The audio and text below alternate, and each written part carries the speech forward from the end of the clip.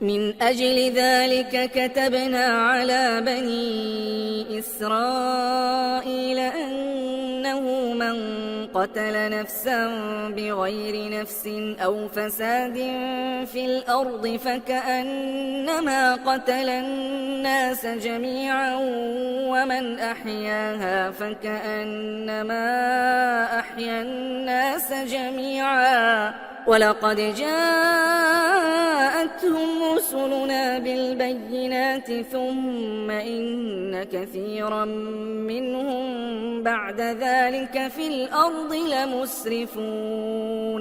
إنما جزاء الذين يحاربون الله ورسوله ويسعون في الأرض فسادا أن يقتلوا أو يصلبوا أو تقطع أيديهم وأرجلهم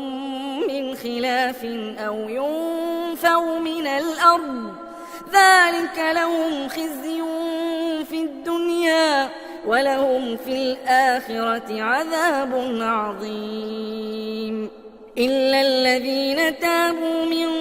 قبل أن تقدروا عليهم فاعلموا أن الله غفور رحيم يا أيها الذين آمنوا اتقوا الله وابتغوا إليه الوسيلة وجاهدوا في سبيله لعلكم تفلحون إن الذين كفروا لو أن لهم ما في الأرض جميعا ومثله معه ليفتدوا به من عذاب يوم القيامة ما تقبل منهم